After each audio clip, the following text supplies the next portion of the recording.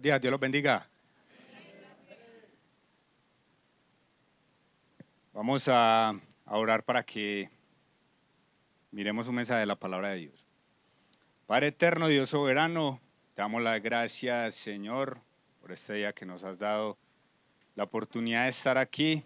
Te damos las gracias, Padre Celestial, porque hemos podido hacer memoria de tu Hijo Jesucristo, Señor, de su nacimiento, su vida perfecta, Señor, y hemos hecho memoria también a través de la Santa Cena de tu cuerpo y tu sangre derramada a nuestro favor. Damos las gracias, Señor, por eso. Realmente hemos podido cantar alabanza, que tú eres dignísimo, Señor, de toda oración y alabanza. Y ahora nos disponemos a estudiar tu palabra, Señor. Te rogamos, Padre Celestial, que sea tu Santo Espíritu el que nos ayude, Señor, en esta mañana. Que sea tu Santo Espíritu el que habla a nuestros corazones, Señor. Que yo solamente haga las veces de mesero aquí, Señor, trayendo un banquete para tu pueblo. Y Padre Celestial, que todo sea para gloria y honra de tu santísimo nombre.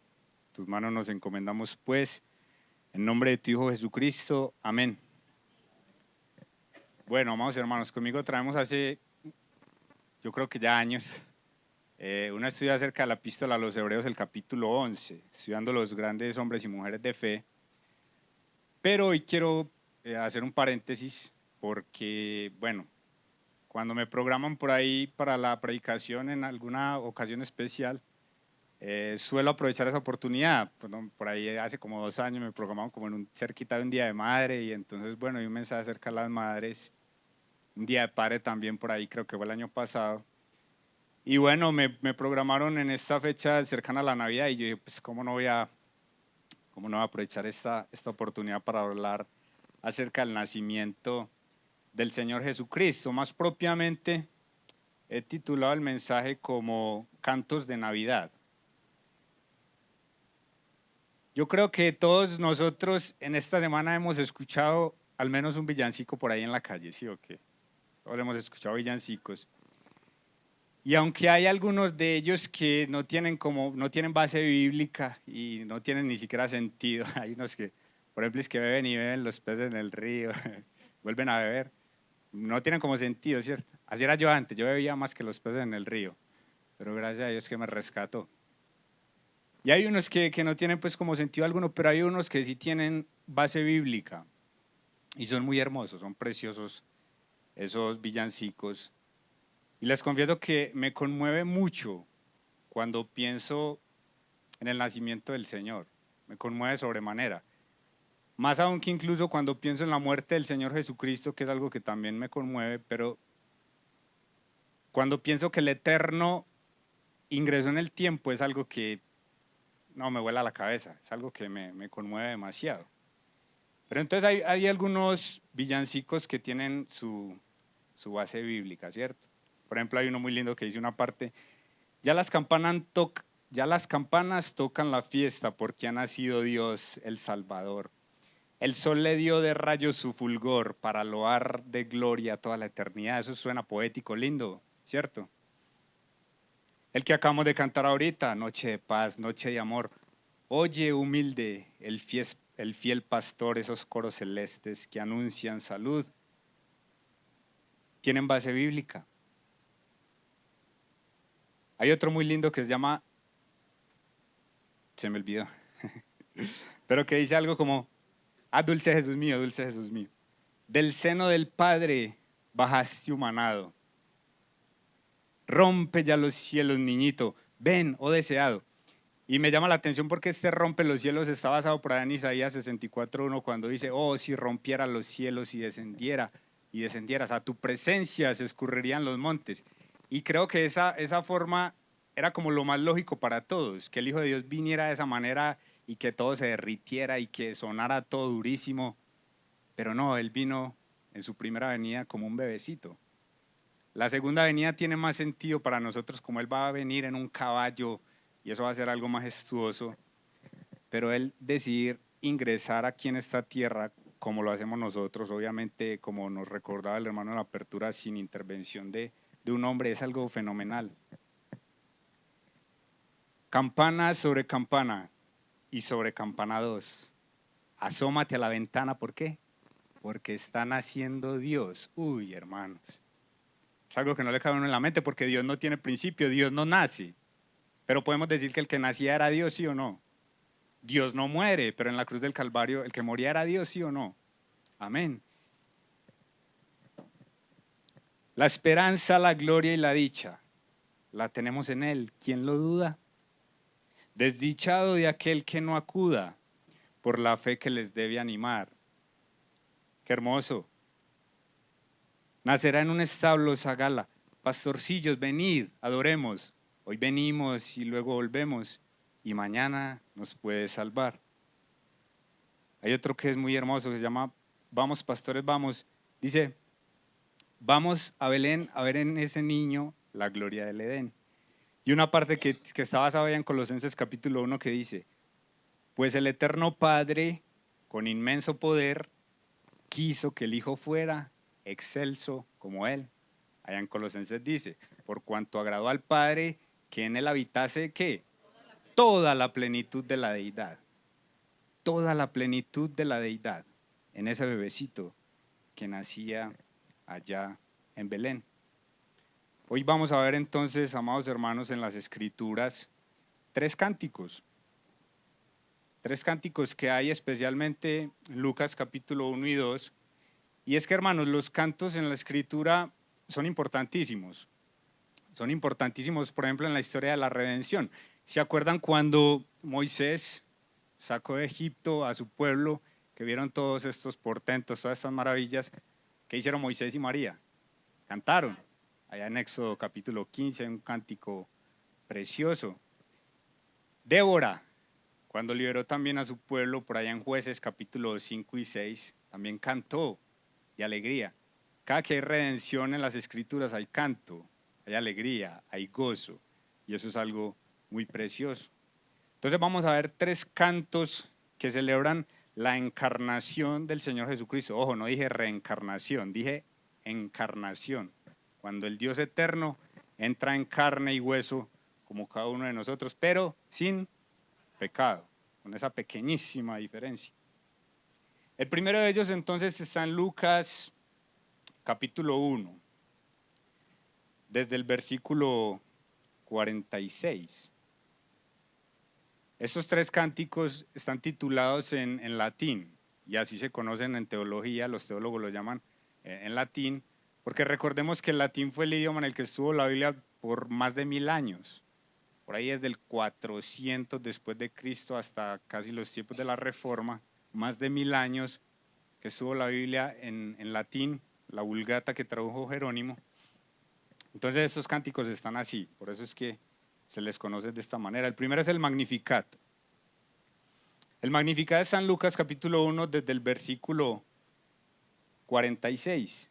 Este es un cántico hermosísimo, hermoso, hermanos. Celebrando, precisamente, este cántico celebra el cumplimiento de las promesas. Mejor aún, el cumplimiento de la promesa. Porque si nosotros pensamos en el Antiguo Testamento, no está escrito por azar. Todo es como una forma de embudo que va viniendo y va anunciando profecías, y va anunciando profecías, y llegan a un punto en que ese embudo cae, y cae en la persona del Señor Jesucristo. En el Señor Jesucristo se cumplen las profecías del Antiguo Testamento, y una muy especial que es la del Mesías. El Mesías es algo para los judíos muy esperado, y todo en el Señor Jesucristo se cumple. Entonces en este cántico se celebra ese cumplimiento de esa promesa. Dice del versículo 46. Entonces María dijo, ya sabemos pues cuál es el contexto, ¿cierto? Gracias a Dios pues no nos pusimos de acuerdo yo ni yo, es el Espíritu Santo el que hace todo. Y Él hizo la apertura dando precisamente a entender ese anuncio, cuando el ángel le anuncia a María que ella va a ser el medio por el cual Dios introduce a su Hijo en el mundo. Y ese es el contexto. Ella va entonces donde Elizabeth, con una actitud muy linda. Ella dice, hágase conmigo conforme a tu palabra. Y entonces luego cuando ella está allá con Elizabeth, dice este cántico precioso y empieza diciendo, engrandece mi alma al Señor. Aquí está la palabra magnificat, es esta engrandece para nosotros. Magnifica mi alma al Señor. Exalta mi alma al Señor. De ahí sale pues el nombre de este cántico, el Magnificat. En estos días hablaba con Lady sobre, y muy ligado a lo que nos enseñó el hermano Saúl en las conferencias, ¿recuerdan? Que él nos estuvo enseñando acerca de lo que era la diferencia entre el cuerpo, el alma y el espíritu, ¿lo recuerdan?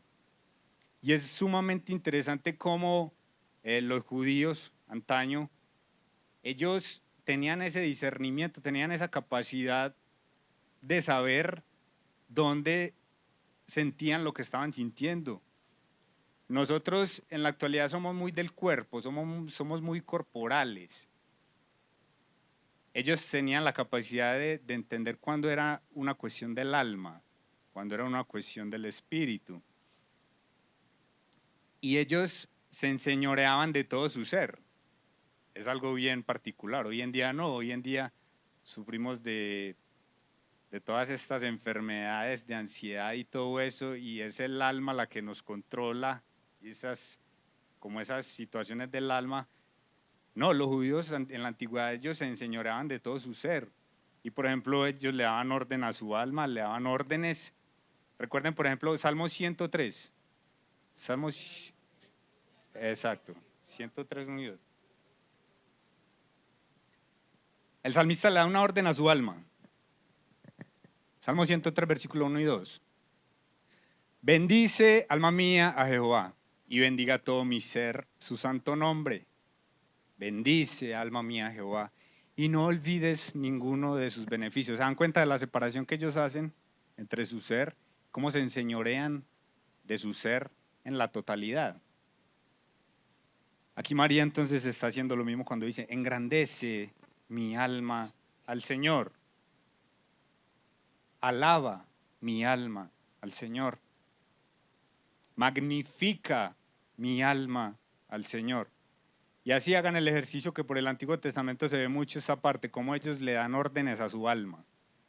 No dejan que esto los afecte, sino que ellos se enseñorean de la situación. Es algo bien particular. Luego en el versículo 47 va más allá y dice, y mi espíritu se regocija en Dios mi Salvador. Mi espíritu. También, cuando el hermano, no sé si se acuerdan del gráfico que nos puso él ahí acerca del espíritu, cómo el espíritu es el asiento de la conciencia de Dios. Todos los seres humanos tenemos conciencia de Dios. Algunos han tratado de callar su conciencia y dicen no creer en nada, pero en el fondo de su corazón ellos saben que hay algo, que hay un Dios y que a ese Dios hay que rendirle cuentas un día. Pero todos los seres humanos tenemos una conciencia de Dios. Pero también había otra partecita ahí que el hermano nos mencionaba acerca del espíritu. ¿Quién la recuerda? Más allá de la conciencia, la comunión con Dios parte allá en el espíritu. Y esa comunión es lo que ella está exaltando aquí. Ella está muy alegre. Mi espíritu se regocija en Dios, mi Salvador. Luego ella necesitaba salvación. Está diciendo mi Salvador, necesitaba Salvador. Sigue diciendo en el versículo 48, porque ha mirado la bajeza de su sierva. Ojo, la palabra que ella utiliza aquí para sierva y en todo el contexto es la palabra doulos en el griego. Recordemos que el Nuevo Testamento se escribe en griego. Y en el griego está la palabra doulos y significa esclava. Y esa palabra va más acorde a lo que ella quiere decir. Para hacer la diferencia podemos pensar en las galeras romanas. Las galeras romanas eran esos barcos grandísimos que tenían como 3 compartimentos donde habían remeros. En la parte superior estaban unos remeros a los cuales se les pagaba por hacer su trabajo. Ellos eran profesionales, marineros, se dedicaban a eso. Luego en la parte más abajo estaban los esclavos que los obligaban a remar, pero estos esclavos tenían esperanza de algún día salir. Era por un tiempo que tenían que hacer esto. Y en la parte de abajo estaban los esclavos que ya no tenían esperanza de salir nunca. Esos eran los dulos. Y esa es la palabra que utiliza María, y esa es la palabra que utiliza el apóstol Pablo y los discípulos del Señor Jesucristo. Cada que se refieren a él, dice, yo soy esclavo del Señor Jesucristo. Tremendo, tremendo. Hay una gran enseñanza ahí para nosotros. Esos esclavos allá, es la misma palabra que utiliza María, Pablo y todos ellos para decir, yo soy esclavo del Señor Jesucristo. Qué actitud tan hermosa. Y me llama mucho la atención que ella dice, ha mirado la bajeza de su sierva, es decir, ella está reconociendo la gracia de Dios, de hecho se le dice que es llena de gracia. En esta semana que es, por la cual hicieron como 3 novenas, 9 por 3, 27. Y había una parte en que decían, en una oración que le hacen a María, que dice, porque merecisteis que un Dios soberano te escogiera para esto. Ella aquí no está hablando de ningún merecimiento. Si miramos a la luz de la escritura, ella misma antes aquí está diciendo, ha mirado la bajeza de su sierva. Ella está diciendo, ay, ¿quién soy yo? ¿Quién soy yo para que el Señor haga esa obra tan magnífica a través de mí? Y esa es la actitud que tenemos que tener todos nosotros. En la obra del Señor no hay espacio para el orgullo. ¿Quiénes somos nosotros? ¿De dónde nos tomó el Señor? Y el Señor hace con nosotros cosas maravillosas y Él se lleva siempre la gloria y ella le está dando aquí la gloria a Él completamente. Ella está reconociendo entonces la gracia. ¿Qué significa gracia? Favor inmerecido, un favor inmerecido. Y ella reconoce esa gracia del Señor. Sierva, esclava. Y sigue diciendo ahí el versículo, desde ahora me dirán bienaventurada todas las generaciones, mujer dichosa. Y hoy le decimos bienaventurada, fue una mujer bienaventurada, sin duda que lo fue. ¿Por qué? Porque fue el canal a través Dios introdujo a su hijo en el mundo. ¿Ustedes recuerdan cuando Salomón construyó el templo? Esa oración que él hace para inaugurar el templo, ¿la recuerdan? Él hace una oración muy linda también guiado por el Espíritu Santo y hay una parte sublime donde dice, Señor, he aquí que los cielos de los cielos no te pueden ¿qué? Contener. Mucho más este templo que yo construyo, mucho menos este templo que yo construyo para ti. Pero él dice, ni aun los cielos de los cielos te pueden contener. Y en el vientre de María ella estaba conteniendo al incontenible. Dichosa, dichosa, mujer dichosa porque contuvo al incontenible ahí en su vientre. Ella misma dijo en el contexto en lo que leíamos ahorita con Lucas, que fue una mujer bendita que entre todas las mujeres, no sobre, entre las mujeres, fue una mujer bendita. Aquí la respetamos y la queremos imitar porque es una mujer digna de imitar, pero no la adoramos, solo se adora a Dios Todopoderoso. Y ella continúa diciendo entonces, en el versículo 49, nuevamente dándole la gloria a Dios, porque me ha hecho grandes cosas el poderoso. Santo es su nombre. También lo mencionaba John Rafael en la apertura, allá en Isaías capítulo 57. Santo es su nombre. Es algo precioso. Hermanos, ustedes saben cómo cambiaría nuestra relación con Dios si nos diéramos cuenta, si magnificáramos lo que es la santidad de Dios. Santo es su nombre. A veces nos acercamos a Dios como Nadab y Abiú. ¿Se acuerdan de Nadab y Abiú? Que tenían que preparar un perfume, ya Dios le había dado las cantidades, cómo tenía que ser, y allá decía, es cosa santísima. Y muchas veces nosotros nos acercamos a Dios con esa misma frivolidad. Ellos dijeron, no, vamos a echarle lo que sea, eso como caiga, y se fueron a ofrecerle incienso a Dios de esa manera. ¿Qué pasó con ellos? Dios mismo les quitó la vida. Dios les quitó la vida, porque tomaron con frivolidad las cosas del Señor. Mucho cuidado nosotros, hermanos, cómo tomamos las cosas de Dios. Dios es ante todo santo, siempre lo repito, el único atributo que se repite 3 veces de Dios es santo, santo, santo. Y ahorita les voy a mencionar algo sobre eso. pero ella, María, es muy consciente de eso. Y dice, cuyo nombre es el Santo. Santo es su nombre. Que nosotros seamos también conscientes, hermanos míos, de la santidad de Dios, aunque gracias a Dios, ya por la fe en Cristo, también dice allá en la epístola a los Hebreos que podemos entrar confiadamente al trono de la gracia. Eso no nos da licencia para entrar de cualquier manera. ¿Sí o no? Versículo 50. Y su misericordia es de generación en generación a los que le temen. Otro atributo precioso de nuestro Dios. Dios es misericordioso. Y si la definición de gracia es favor inmerecido, es decir, cuando Dios nos da algo que no merecemos,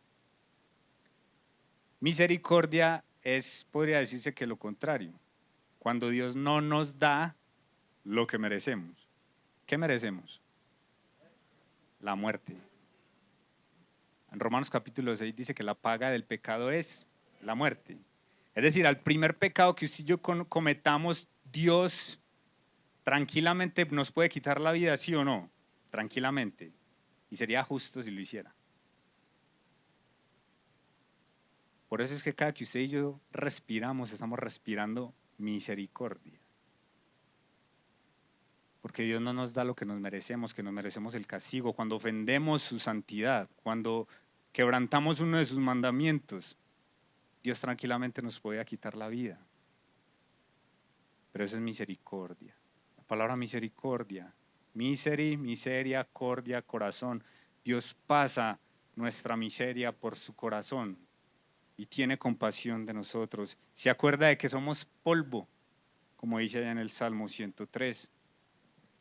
Ella exalta, alaba también a Dios por su misericordia. 51. Hizo proezas con su brazo, esparció a los soberbios en el pensamiento de sus corazones. La buena semilla la han leído hace poco. Los jueves está utilizando como esos antropomorfismos, esas formas de hombre que Dios ha utilizado en su palabra para que nosotros lo entendamos. Y no este jueves, sino el anterior, hablaba sobre su brazo. Y el brazo del Señor, obviamente sabemos que no es algo literal, Dios es espíritu, pero habla acerca de protección, habla acerca de cuidado, habla de fuerza. Ustedes han visto fisiculturistas cuando quieren mostrar su fuerza, ¿qué hacen? Muestran el brazo, ¿cierto? Y el Señor habla mucho en su palabra acerca del brazo del Señor y cómo significa protección, cuidado, fuerza, haciendo unas cosas extraordinarias. Éxodo capítulo 15, versículo 16, el cántico que les mencionaba ahorita cuando ellos salen de Egipto, la alabanza de Moisés y Miriam, o María, como dice en nuestra versión. Dice, caiga sobre ellos temblor y espanto, a la grandeza de tu brazo enmudezcan como una piedra, hasta que haya pasado tu pueblo, oh Jehová, hasta que haya pasado este pueblo que tú rescataste. Cuando se habla de brazo, está ligado por ahí la expresión rescate, redención, salvación, y se exalta a Dios por eso, por su redención, por su salvación. Y estas alabanzas entonces en el Antiguo y en el Nuevo Testamento prorrumpen en alabanza a Dios por salvación, exaltando su fuerza, exaltando su magnífica protección, y eso es lo que hace María también. Versículos 52 y 53, quitó de los tronos a los poderosos y exaltó a los humildes, a los hambrientos colmó de bienes y a los ricos envió vacíos. Muy seguramente, recordemos que María era una mujer muy jovencita, era una mujer campesina, que no tenía acceso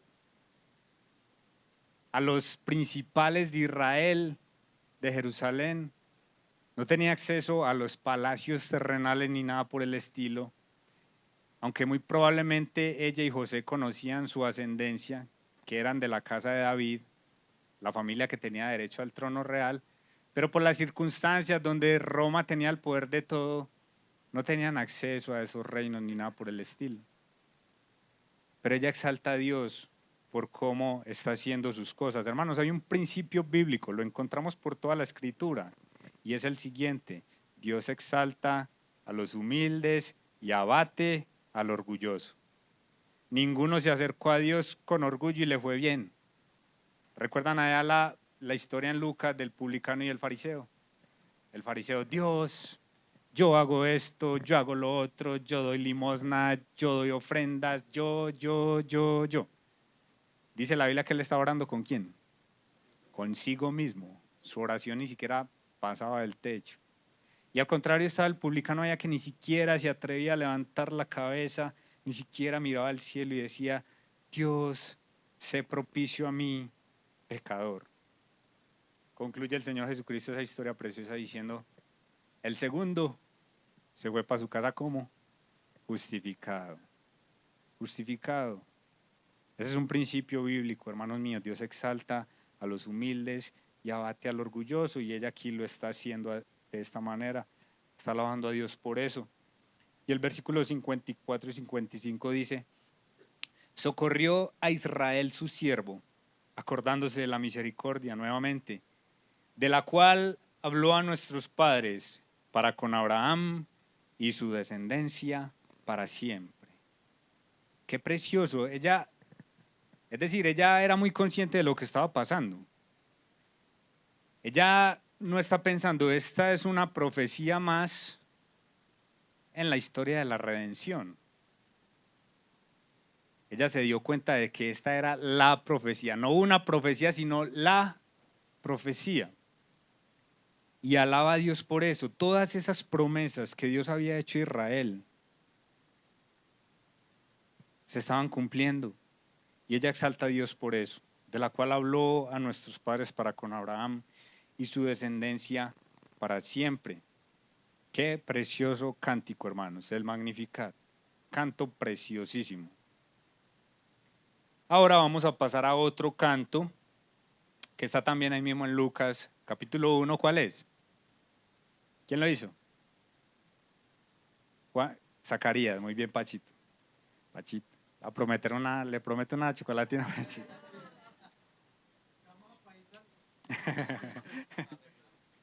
Es que eso está arreglado hoy. El bar. El segundo canto entonces es el Benedictus. Se llama así porque así empieza en el latín el cántico que hace Zacarías. Se puede hacer un símil o más bien un contraste entre la actitud de María y la actitud de Zacarías. María inmediatamente recibió esto, ella pregunta, bueno, también tiene sus dudas, ella dice, ¿cómo será esto? Yo soy virgen, ¿cierto? Pero son preguntas muy válidas. En cambio, Zacarías, pero ella creyó inmediatamente. En cambio, Zacarías sí tuvo sus dudas más serias, al punto de que pasó con él. Se quedó mudo, ¿cierto? El ángel le dice, te vas a quedar mudo por no creer. Pero en un salmo dice, creí, por tanto hablé. Y entonces ahí como que le está castigando, bueno, no creíste, no vas a hablar. Por eso yo, cuando una persona dice ser cristiano y uno nunca le escucha hablar de Cristo, uno dice, uff, ¿qué pasa aquí, cierto? Porque si uno verdaderamente cree en Cristo, en la hora que Él hizo, uno debe decirle a las personas, hey, veas, creí, por tanto hablé. Zacarías entonces en un principio no cree, luego pues pasa todo lo que pasa, se queda mudo por un tiempo. Ojo, miren lo que dice en Lucas capítulo 1, el versículo 67, dice, Zacarías su padre fue lleno del Espíritu Santo. Estos tres cánticos, si los analizamos con lupa, nos vamos a dar cuenta de que el Espíritu Santo es el director de estos cantos. Siempre está por ahí. Allá, por ejemplo, en el cántico de María también se dice que el Espíritu Santo va a venir sobre ella, la cubrirá. Y luego cuando ella está conversando con Elizabeth también desciende el Espíritu Santo. Siempre está el Espíritu Santo por ahí, con estos cánticos. Es decir, estos cánticos, la fuente no es humana, la fuente es celestial. Zacarías, su padre, fue lleno del Espíritu Santo profetizó diciendo, bueno, si el primero fue la celebración del cumplimiento de la promesa, esta es la celebración de la visitación. La palabra visitación se utiliza bastante en el Evangelio según San Lucas, y aquí es en uno de los casos donde se menciona. Dice el versículo 68. Bendito el Señor, Dios de Israel, que ha visitado y redimido a su pueblo. La visitación, esa esperanza que todos habían tenido por toda la historia. Dios estaba visitando a su pueblo. Recordemos que en épocas de pecado, en épocas de sequía y todo esto, muchos de ellos decían, como menciona por ahí los salmistas, el Señor se ha olvidado de nosotros. Muchos decían así. Pero tenían la esperanza en esa visitación, que Dios recordara a su pueblo.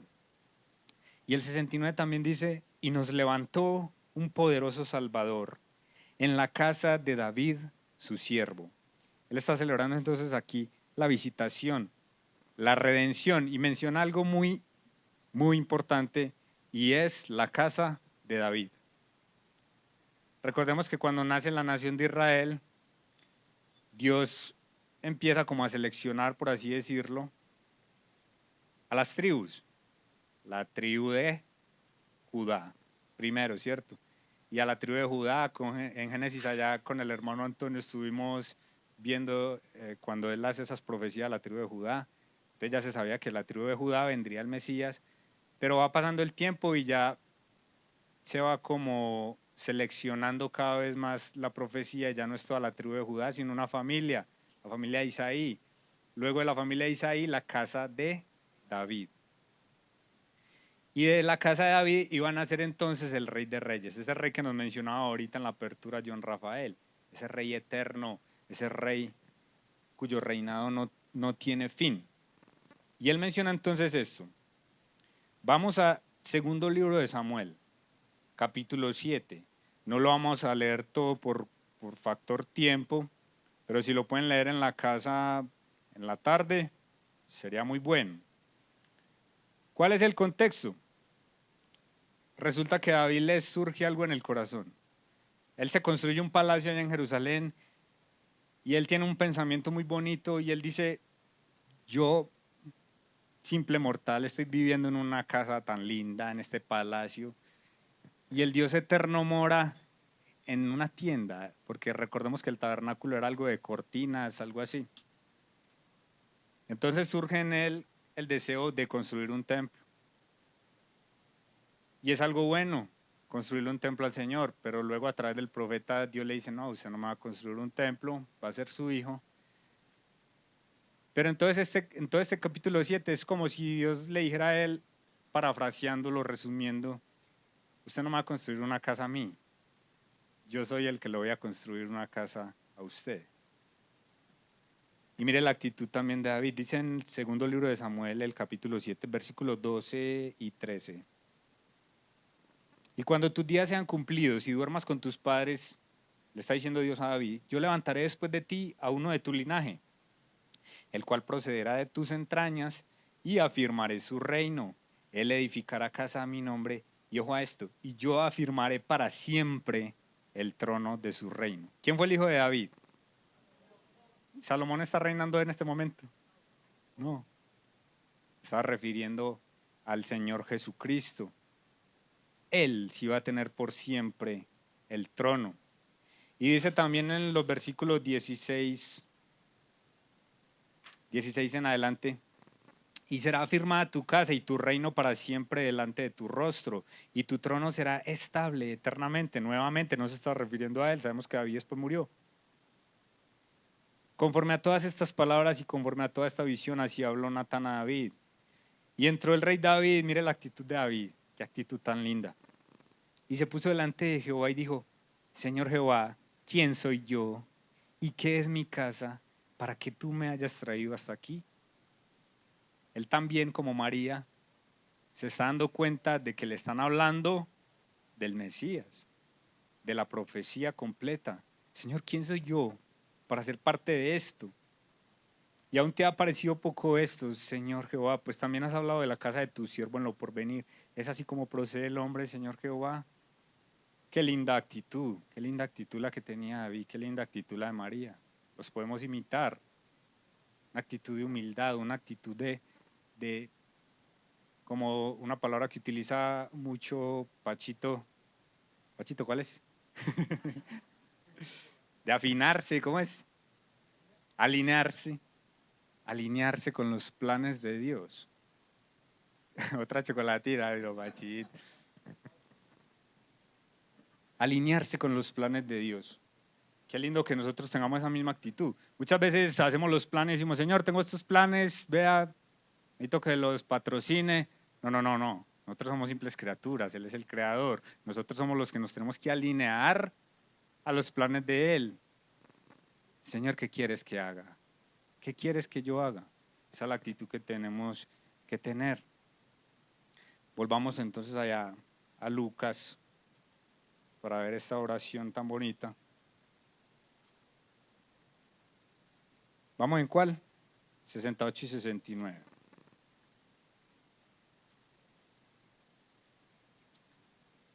El versículo 70 hasta el 75. Como habló por boca de sus santos profetas que fueron desde el principio, salvación de nuestros enemigos y de la mano de todos los que nos aborrecieron, para hacer misericordia con nuestros padres y acordarse de su santo pacto, del juramento que hizo Abraham nuestro padre, que nos había de conceder que librados de nuestros enemigos, sin temor le serviríamos en santidad y en justicia delante de él todos nuestros días. Aquí lo que está haciendo Zacarías es exaltando la fidelidad de Dios para con su pueblo Israel. Y ojo, también él menciona ¿a quién? A Abraham. Tanto él como María conocían todo el plan. En la Biblia hay varios pactos. Está lo que es. Hay unos que son condicionales y hay otros que son incondicionales. Un ejemplo de pacto condicional, el que Dios hace con Israel en Deuteronomio 28, que Él les dice, si ustedes hacen eso, yo voy a hacer lo otro, ¿cierto? Si ustedes me obedecen, yo los voy a bendecir. Pero eso es una condición, hay un sí condicional ahí. Si ustedes esto, yo esto. Si no lo hacen, yo esto otro. Son pactos condicionales. Pero hay otros pactos que son incondicionales. Por ejemplo, ese que acabamos de leer ahorita de Dios con David. Dios le dice, yo voy a hacer esto. Usted no tiene que hacer nada, yo voy a hacer esto. Y hay otro pacto incondicional que es el que Dios hizo con Abraham, que muy resumido lo podemos ver en Génesis capítulo 12, versículos 2 y 3, o del 1 al 3.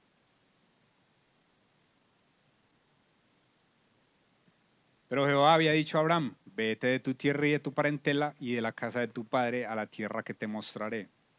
Y haré de ti una nación grande y te bendeciré y engrandeceré tu nombre y serás bendición. Bendeciré a todos los que te bendijeren, y a los que te maldijeren maldeciré, y serán benditas en ti todas las familias de la tierra. Anunciando que de sus lomos también, y sabemos ya por el resto de las escrituras que de sus lomos nace la nación de Israel, las tribus, la familia de David, y de su descendencia nace el Señor Jesucristo. Y hoy nosotros, por aquí tan lejos de Israel, somos beneficiarios de esa promesa que Dios hizo a él. Porque de él nació el Señor Jesucristo. Entonces Dios también, aquí Zacarías más bien está exaltando esa fidelidad de Dios, tanto con David como con Abraham. Y en el versículo 76 y 77, ahora uno puede llegar a decir, no, aquí él está hablando del Juan el Bautista, no, porque ya hemos visto en el contexto que está hablando de un rey eterno y todo esto, y Juan el Bautista no lo fue. Y aquí en el versículo 76 y 77 sí le dedico unas palabras a su hijo, Juan el Bautista.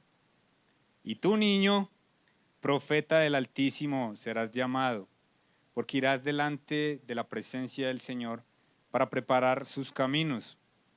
Y mire este versículo 77, para dar conocimiento de salvación a su pueblo, para perdón de sus pecados. Este versículo es el propósito de todo ministerio de evangelismo, de todo evangelista. Todo evangelista tiene este propósito, dar conocimiento de salvación a las personas. Y hoy queremos hablarle a las personas que nos visitan por primera vez, a Santi y a personas que quizá han venido por algún tiempo y aún no han recibido al Señor Jesucristo por la fe. Un evangelista como Juan el Bautista lo único que hace es decirle, mire, usted es un pecador, está perdido, Dios es santo, usted no. Un día hay que rendirle cuenta a Él, arrepiéntase y ahí hay un Salvador, mírelo a Él. No es ninguna iglesia, no es ninguna religión, es una persona. Es Cristo el Señor, que vino a esta tierra, así como lo estamos mirando hoy. No se quedó niño, sino que creció, llevó una vida santa, perfecta, justa, y luego fue a morir en la cruz del Calvario, porque estaba pagando por los pecados suyos y los míos. No por los de Él nunca pecó, Él es Dios sobre todas las cosas. Y hoy le ofrece perdón de pecado a las personas que se arrepienten y lo reciben por la fe. Por estas épocas se celebra ese nacimiento del Señor Jesucristo, pero como por ahí decía una frase, Dios puede hacer todo lo que quiera, Cristo puede hacer todo lo que quiera en un pesebre, pero si no nace en tu corazón estás perdido. Ahí es donde hay que decirle, Señor, ven a mi corazón, te recibo por la fe, perdona mis pecados. No me puedo salvar por mis propios medios, solamente tú me puedes salvar. Ese es el propósito supremo de los evangelistas, dar conocimiento de salvación para perdón de pecados a las personas, anunciarles a las personas que hay un precioso Salvador que los quiere salvar. Y luego sigue una parte que es muy linda también, poética.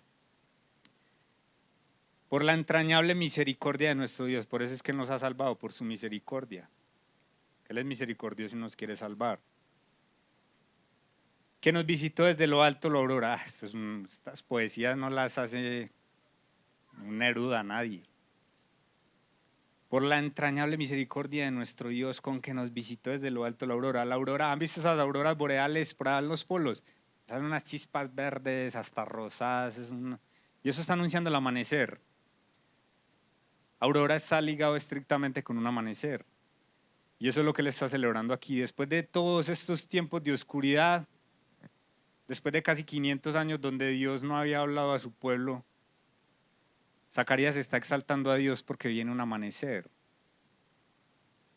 Se empieza a ver la luz en la persona del Señor Jesucristo. Él está hablando y exaltando a Dios por ese amanecer espiritual que se menciona en Isaías capítulo 9, versículo 2. El pueblo que andaba en tinieblas vio gran luz. Los que vivían en sombra de muerte, luz resplandeció sobre ellos. ¡Qué maravilla! ¡Qué maravilla! La llegada de nuestro Señor Jesucristo. Entonces, el primer canto, el Magnificat, la celebración del cumplimiento de la promesa. Segundo canto, el Benedictus, la celebración de la visitación. Un tercer canto que está en Lucas, en capítulo 2. Quiero leerlo desde el versículo 27. Ahora sí, el que ahora me mencionaron por ahí, Simeón. Hace unos años, cuando estábamos en pandemia, el hermano Antonio me dio la autorización de programar como unas novenas navideñas. Cada día había un personaje bíblico y nos disfrazábamos y todo, y nos poníamos barba. Y virtualmente hacíamos pues como un resumen de lo que estas personas hicieron por la salvación. Si no estoy mal, al hermano Antonio le tocó Simeón, si no estoy mal, que también nos apoyó con eso y fue algo bien bonito. Lady Juan fueron José y María, Diego y Lina también, Zacarías y Elizabeth. Fue algo bien bonito. Aquí está Simeón entonces.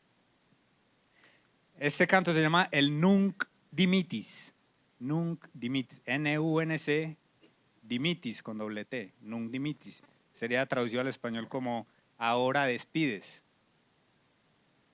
El Nunc Dimittis, canto de Simeón. Y quiero leer desde el versículo 27. No, perdón, desde el 25. He aquí había en Jerusalén un hombre llamado Simeón. Y este hombre, ¿sí estoy ahí? Llamado Simeón. Y este hombre justo y piadoso, ¿esperaba qué? La consolación de Israel. Cuando se habla de consolación, se habla de qué hay antes. Tristeza, dolor, angustia, muy bien. Y ojo, y lo que les mencionaba ahorita, y el Espíritu Santo estaba sobre él. Y le había sido revelado por el Espíritu Santo que no vería la muerte antes que viese al ungido del Señor. Qué esperanza la que tenía ese hombre. Le había dicho Dios, no vas a morir y vas a ver al Mesías. Pero a veces me pongo a pensar en este hombre, quizá pasaban los años, quizá pasaban los días, quizá iba perdiendo fuerza, quizá pensaba, Señor, me estoy enfermando, ya no me quedan fuerzas para subir al templo y aún no veo nada, Señor, pero tú me hiciste una promesa, Señor, y yo sé que no voy a morir sin ver al Cristo, sin ver al Mesías. Pero imagino cómo iban pasando el tiempo, los días, y cómo él iba viendo por ahí en cualquier bebecito, será este, en cualquier niño, en cualquier joven por ahí, será este. Pero nada, no recibía nada. Y dice el versículo 27, movido por el Espíritu vino al templo. El Espíritu Santo le dice, ve, hoy es el día, hoy lo vas a conocer.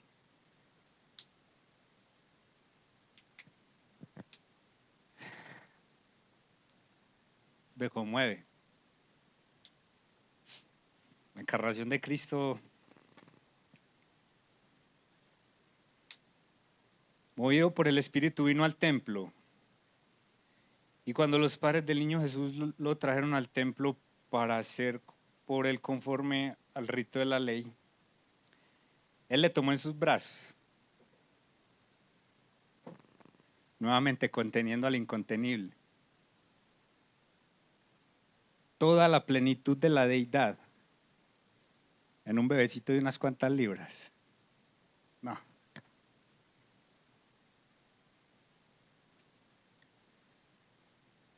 Él tomó en sus brazos y bendijo a Dios diciendo, ahora Señor, despides a tu siervo en paz, conforme a tu palabra. Señor, yo sabía que no me ibas a fallar. Yo sabía que esa promesa que me habías hecho un día iba a llegar. Y el Señor le dio las fuerzas el día que llevaron al niño Jesús al templo y le permitió tener en sus brazos al Salvador. ¿Ustedes han visto los ojitos de un bebé? ¿Cómo serían los de él? Es para no perderse ahí todo el día, en esa mirada. Despides a tu siervo en paz, conforme a tu palabra. ¿Por qué? Porque han visto mis ojos tu salvación. Ay, hermanos, qué hermosura. La salvación no es ningún acto, no es ninguna religión, no es haga esto y deje de hacer esto. La salvación es una persona y se llama Jesucristo. Y él cuando tiene a ese hijo, han visto mis ojos tu salvación. Esta es la salvación. Y él también era conocedor del Antiguo Testamento. Ver a Cristo es ver la salvación. En Isaías capítulo 52, el versículo 10.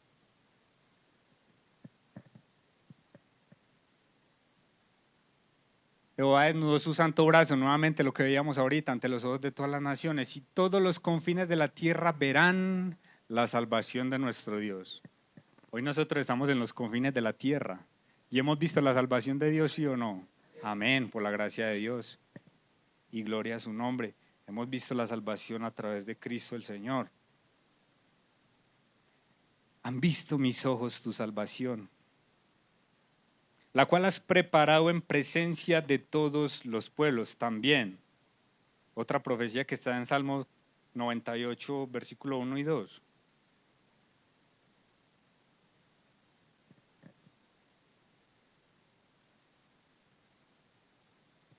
Cantaba Jehová cántico nuevo porque ha hecho maravillas, su diestra lo ha salvado y su santo brazo.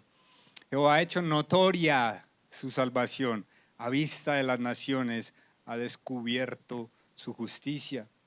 Él era muy conocedor de todo esto, este hombre Simeón. Y dice también en el versículo 32, luz para revelación a los gentiles y gloria de tu pueblo Israel. La tenía tan clara que hasta él sabía que la salvación de Cristo no solo era para la nación de Israel, sino que iba más allá, para todas las naciones. Porque ahí está hablando revelación para los gentiles y gloria de tu pueblo Israel. También en Isaías 42, versículo 6, se menciona algo ahí. Yo Jehová te he llamado en justicia y te sostendré por la mano, te guardaré y te pondré por pacto al pueblo, por luz de las naciones. Cristo es la luz de las naciones.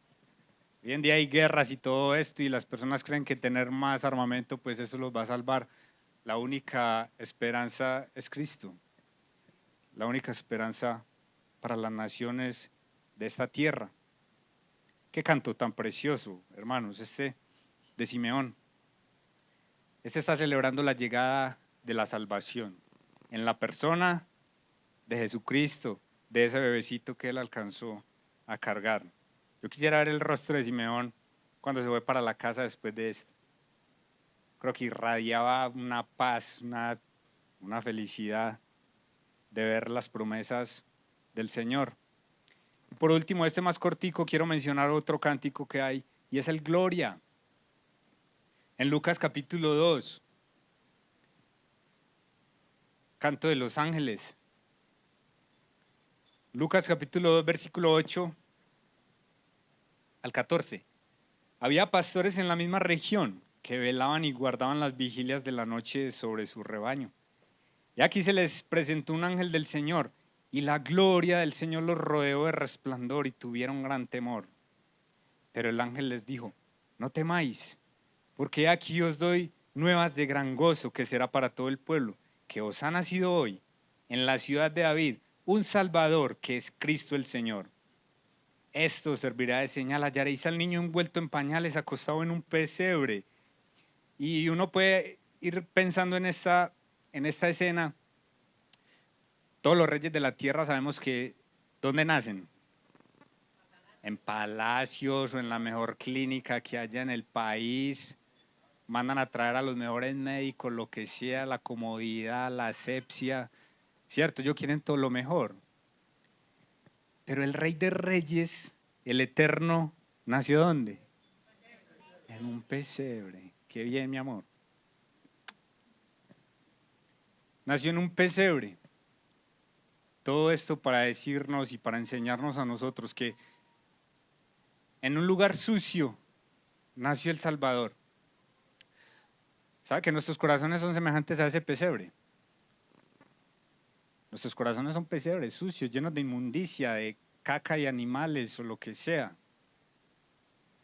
Pero ahí puede nacer el Salvador. Esa es la enseñanza que nos deja ese pasaje. Si lo recibimos por la fe, ahí puede nacer el Salvador, en el pesebre de nuestro corazón. Y Él desde ahí empieza a transformarlo todo. Pero uno podía pensar en esa escena, oh, qué pesar, eso así, pero ¿cuál nacimiento en la tierra ha tenido un coro angelical? Solo el de Cristo. Repentinamente apareció con el ángel una multitud de las huestes celestiales que alababan a Dios y decían, gloria a Dios en las alturas y en la tierra paz, buena voluntad para con los hombres. Qué hermosura, hermanos, qué hermosura. Uno se pregunta, bueno, ¿por qué los ángeles se están alegrando por esto?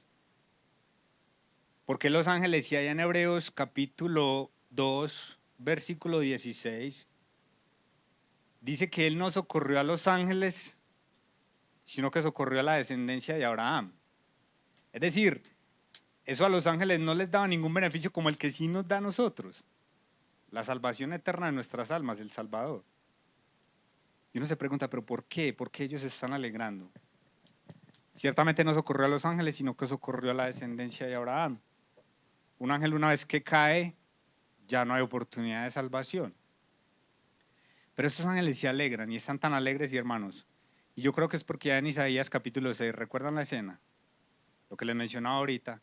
Cuando Isaías tiene la visión de Dios Dice que él vio, que él escucha también un coro angelical, que hay en la inmediata presencia del Señor hay serafines, querubines, que lo alaban diciendo, Santo, Santo, Santo es el Señor, toda la tierra está llena de su gloria, ¿sí o no?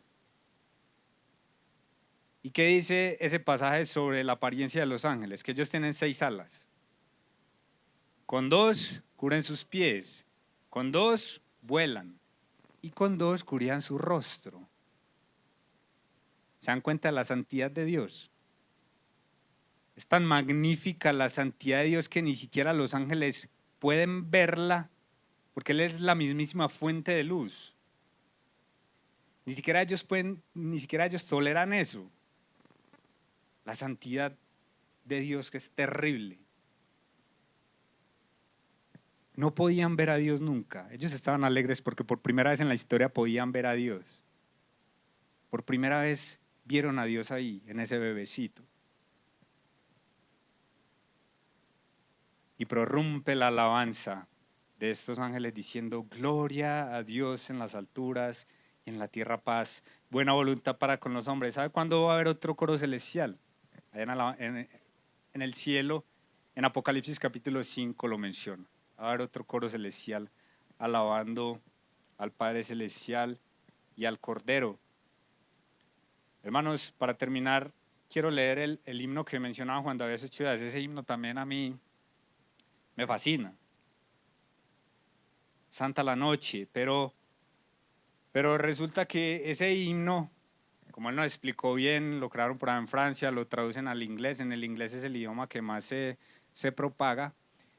Para la versión en español, obviamente por cuestiones musicales hay que hacer adaptaciones para seguir con la misma melodía que trae.